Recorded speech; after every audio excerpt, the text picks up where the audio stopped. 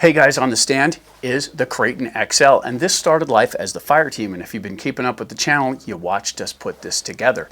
And the Fireteam is a really good platform. I was never a fan of the body. However, if you love that body that comes on the Fireteam and that's your car, awesome. The idea is to have something you enjoy. Myself, I kind of like these better, and since I had the Fireteam and didn't want to swap it out, we went ahead and built something different with it. That's part of what I love about Arrma's platform is you can change them around to make yourself happy. We are aware that it's narrower because it has the Typhon hubs on it, which takes some of the width out of it, but we never really had a problem with the Fireteam rolling sideways per se. It was just nose heavy and awkward as far as how we run things. In this one, we're going to keep the stance on it the way it is, but we're going to put some what we consider to be necessary upgrades on it. And if you watch the channel, you know I'm a fan of RPM, and we've got a full set of version 5 RPM arms to go on this, and this already has a bunch of the EXB upgrades, so that's really cool. Also, we have some hubs. Now these are aluminum hubs, and there will be links for everything, or at least part numbers if we can't find the links to where to get these. Now these were purchased off eBay and they were prevalent, and we've used this type before, so they should work out just fine. Alongside of that, we're going to go ahead and dress it up a little with these. These are from Full Force RC, and these are shock spring covers, and what they do is they cover all the mechanicals of the shock absorber to keep dirt and debris out, and that's what they are. And these are designed for this particular type of shock absorber, and we'll show you how to get all that together on this. That's what this video is. In the next one, you'll get to see this thing run, which should be pretty cool. We do have the Italian XL too, and it'll be interesting to see how it handles alongside that one. This should be a lot of fun. Check this out.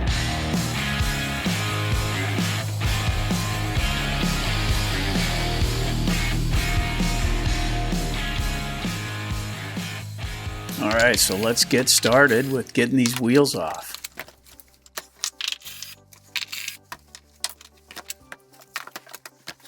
So we'll get the wing out of the way. And we want to get the shocks off first, so we'll go ahead and detach both of the rear shocks here.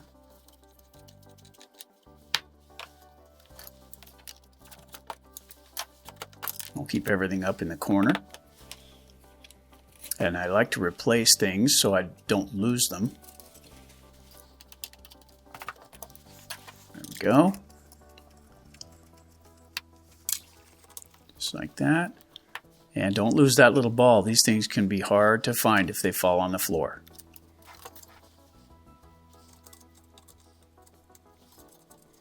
Okay, now this is a T-Bone Racing wheelie bar, and it is no longer available. We'll get it out of the way here. And I know it looks like we're ripping through this, but nice and slow with the screw gun. You don't want to melt the plastic. And you'll notice the two yellow stubs there. Those take up that space in there because they'll walk if you don't have something in there.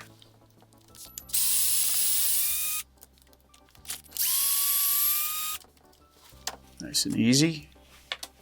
And we want to get some temporary screws in here so the rear differential housing stays in place when we take these two out.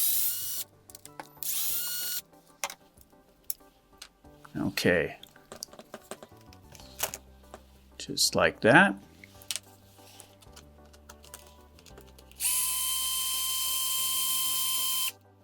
And let's go ahead and detach the sway bar.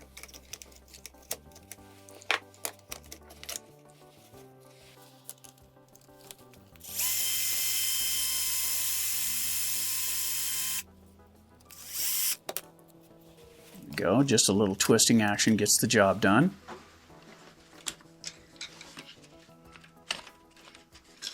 There we go. So these are the replacements. Let's pick the right one here, but let's have a look real quick. So let's see, that's the wrong one. There we go. That one matches up.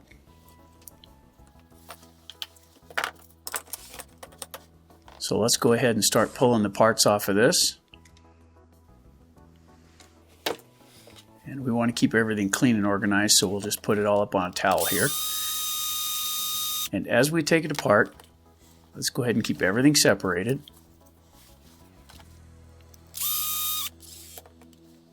Okay. You'll notice that this is filled up with dirt, and this happens a lot. So I just have a little pick tool here, and we're going to clean out all the dirt so that the tool can get down in it, and that's what it is. And then once that's done, we can go ahead and get it off. Now this one has washers on it, so we're going to replace all the washers so we keep the same settings that we had with the stock arms. There we go. Just like so. Alright, so let's go ahead and get that hub carrier out of the way as well. Just like that. And there are the spacers. Keep in mind where the spacers are so you can put it back together the same way. And look at the difference in the build. The RPM ones are a lot more flexible. Perfect. And judging from the other one that we had laying there, this is where we want to have our settings. So we're going to put it in the closest hole to the diff housing. There we go. Yep, everything works good there. Get that hinge pin back in place. And let's put the sway bar connector in. There we go. And here's our new hub carriers. Now these hub carriers have carbon fiber ears on them, so they're pretty strong. And look at here, there's 6 bearings. That's going to be interesting. So we'll have 3 per hub carrier in the back. Now this, you're going to want to have a fairly short tool for this that fits those really well because they can be stubborn and hard to get out. This one's a little snug, so we'll drive it through. And there's the pin. That will allow this hub to come right off. And everything should push straight out, just like that. Nice.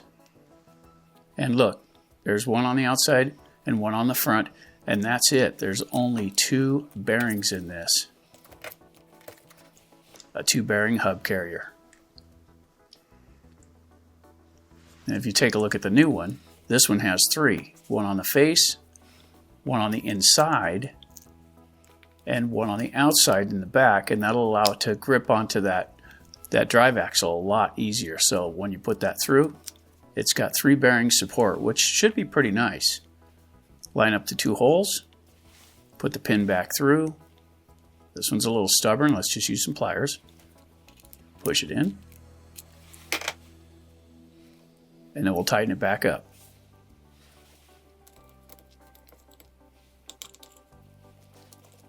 Nice. That should do the job. Rolls nice and smooth, which it should with brand new bearings. So we're going to go through and put these spacers right back where they came from, and they should fit right in here.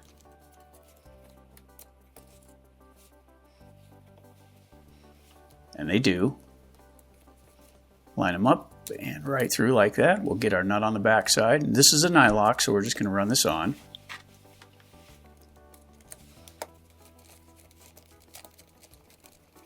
How's that feel? Pretty good. And there it is. A direct replacement for the other one. And that's the set. Okay, let's get them on the car. So we're going to put the hinge pins into the blocks. And we're going to get that back block in place. And there's a little pin there, so you got to get it lined up just right.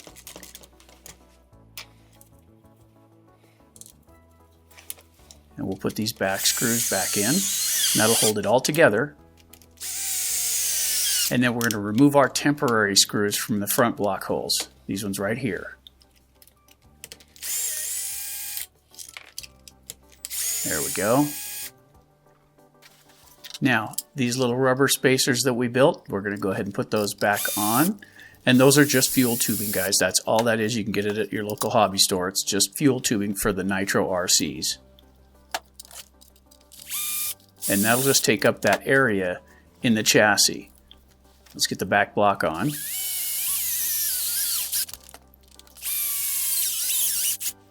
And when you put this on there, see these 2 front ones, that's where that fuel tubing will squish down in those holes, and it'll hold everything centered. That's the whole point to those. And it works really well. We've got this wheelie bar on a lot of different vehicles. And once we've started putting that silicone tubing on it and not putting the holes, see the two in the center, we didn't put any of those in because those stay in the chassis and everything stays lined up really nicely. Okay, so let's get everything lined up. Let's get the axle in. And it's the outside hole, so we want to shoot for the outside hole here. There we go. And we'll snug it down. Yep, free movement. Everything connected. Let's do the other side. Oh, got to come through from the front. Just like that.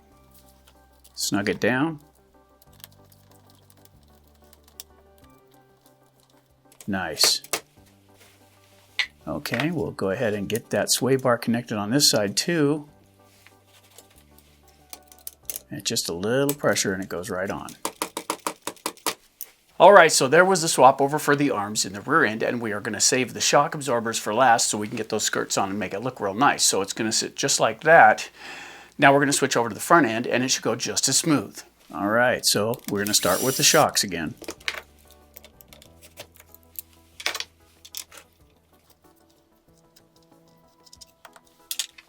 Being careful not to lose any of the parts. We're going to put these back in so we don't lose them or lose their placement.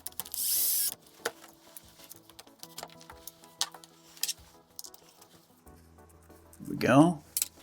Just like that. And now we're going to get that front bumper off. And there's 2 screws on the top here. And there are 5 underneath. 2 smaller ones. These are the small ones in the back.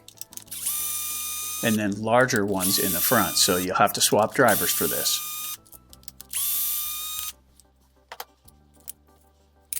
There they are.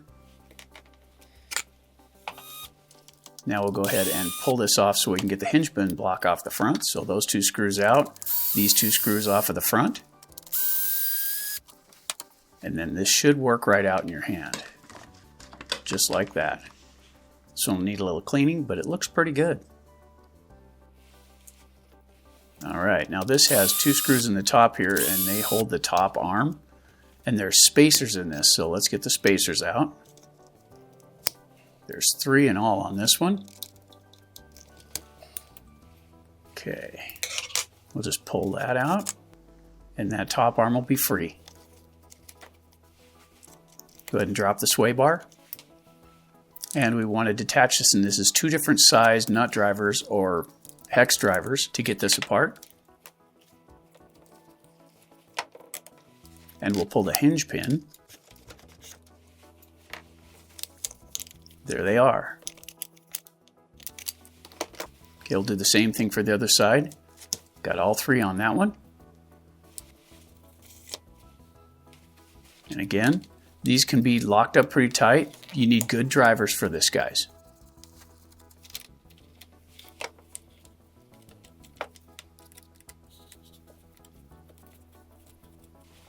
Same as the other side. Just like that. And there you go. Now, disassembly on this. This is still one of those things where you want to go nice and slow with the driver here because you are threaded into plastic. Here's the new arms. And they look pretty substantial for the front. So again, this one is caked with dirt, so we're going to clean it out. There we go. We'll back that out. I'm going to keep all the washers and then put it right back in the other one. And on this one, we're going to put things on directly as we take them off so you don't have to worry about losing its place. Make sure we go in the right slot with it. There we go. Line things up. Perfect. Just like that. Now we need this screw off of here. That's what holds the shock pin down. So we want to get that in place. Let's get that shock pin in there. Beautiful. Now this cup off the front, that's an aluminum cup and it can be stubborn. You can take pliers to it, but you can wire it up. This is a shock tool designed for working on shock absorbers, and I found this on eBay. And it grabs stuff without marring it, which is really nice. So you can pull it right off with this, pop it right on the new one. That's a shock tool. All right. So that one's good to go. There they are. Transfer complete. So let's go ahead and do the front knuckles. And these ones are pretty nice overall. They do have the new crown nuts and everything to them, which are these red ones here. And it looks like this is going to be a 2-bearing set. Now this is a 5mm tool, and it works really good for this. I found this on eBay. So just put 5mm hex drive in, you should be able to find it. Everything pops apart just like that. Now we're going to want to get this apart as well, and these, like I say, these can be stubborn, so make sure you have a short wrench that fits tightly, and it usually does the job. If these are loose, yep, just like that, it'll push through.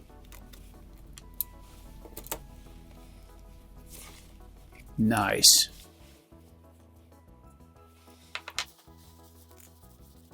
Let's do a little cleanup.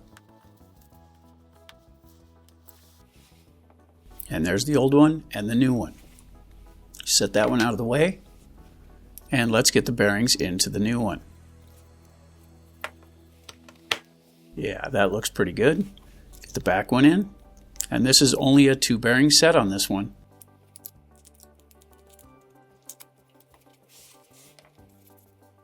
And we'll go ahead and get the drive hub on there. Like so, and we'll tighten it up.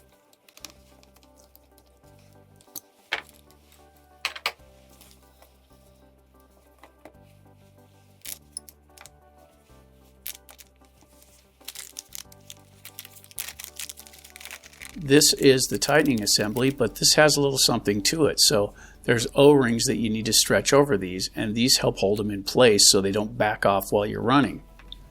There's an extra one. So let's go ahead and get these started. And this tool is real nice for that because it has a shoulder and it doesn't go through it. So you get them started like so, and then you crank them down in there. Now these O-rings are really tight, and it's not unlikely to see them shave off a little bit of it, but that's fine. Now you want to run them down tight, and then you want to back it off a quarter of a turn so that it floats freely in there. Don't tighten them all the way down. You want to snug them up to start with, but make sure to back it off so that ball floats freely in there. Now nice and slow, run it into the new arms.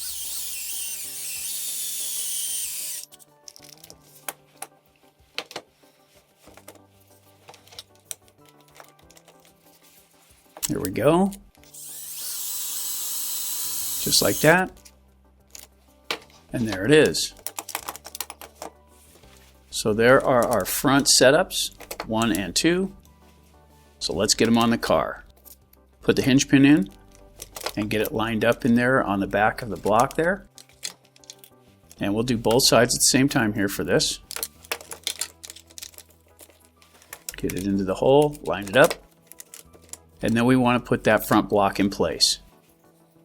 And there's a little stub on the diff housing. You got to be careful to hit that. There we go.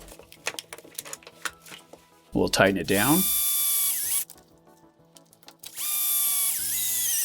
And we'll go ahead and connect the sway bar. Beautiful. Real nice. We'll get these other 2 screws in on the bottom now. And we'll get that front bumper back in place.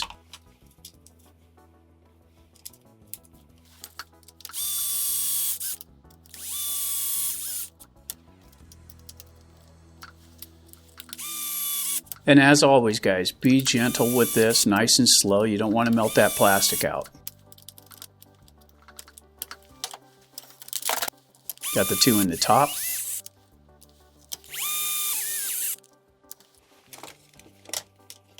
Get the axle in, and you notice that that fits with no spacers. That's a nice feature.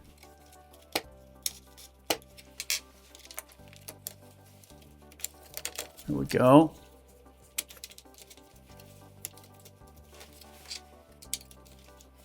Get them in there. Let's go ahead and run them down. I always recommend Loctiting this part.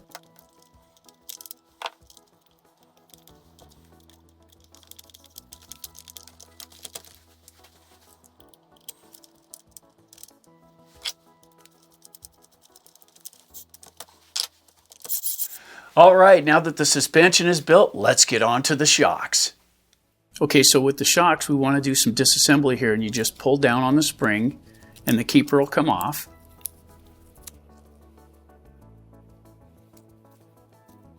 You can remove the spring just like that. And you'll look at this dust cover on here. They don't all have this, but this one does, so you want to push that up out of the way. And here are our new sleeves for this. So if you fan it open like this, you can push it right down over the spring. This is a small enough spring set that you can do it easily. Doing the bigger ones like the X-Max, it's a little more difficult. But these go pretty easily. So tuck your ends in. Slip it up onto the shock and try to line up your graphics the way you want it to be. So you have to look at your top mount and try and get the graphics in the right place. And then pull down, and you want to pull it down quite a ways to get this piece in, and then gently, without slipping, try and get it in there. And that can be difficult. But there it is. 1, 2, 3, and 4. So let's get them on the car.